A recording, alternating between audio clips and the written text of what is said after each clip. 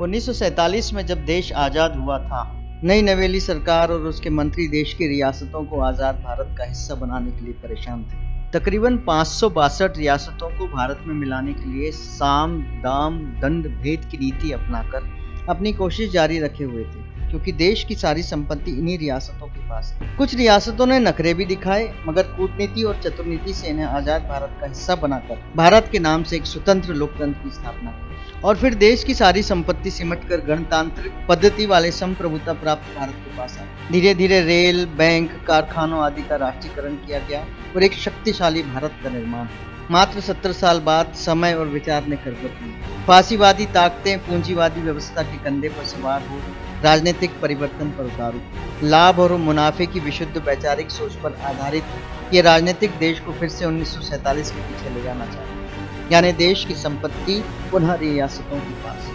लेकिन ये नए रजवाड़े होंगे कुछ पूंजीपति घराने और कुछ बड़े बड़े राजनेता। निजीकरण की आड़ में पुनः देश की सारी संपत्ति देश के चंद पूंजीपति घरानों को सौंप देने की कुत्सित चाल चली जा रही है। उसके बाद क्या? सोचकर आश्चर्य कीजिए कि 562 रियासतों की संपत्ति मात्र चंद पूंजीपति घरानों को सौंप दी जाएगी। ये मुफ्त इलाज के अस्पताल, धर्मशाला या प्याऊ नहीं बनवाने लगे, जैसा कि रियासतों के दौर में होता था कि हर कदम पर पैसा अगवाही करने वाले अंग्रेज होंगे। निजीकरण एक व्यवस्था नहीं बल्कि पुनः रियासतीकरण है। अगर देश की आम जनता प्राइवेट स्कूलों और हॉस्पिटलों के लोकतंत्र से संतुष्ट है, तो रेलवे को भी निजी हाथों में जाने का स्वागत है। हमने बेहतर व्यवस्था बनवाने के लिए सरकार बनाई है, न कि सरकारी संपत्ति मुनाफाखोरों को बेचने के लिए। सरकार घाटे का बहाना बनाकर सरकारी संस्थानों को बेच क्यों रही है? अगर प्रबंधन सही नहीं तो सरकार का दायित्व है तो उसे सही करे।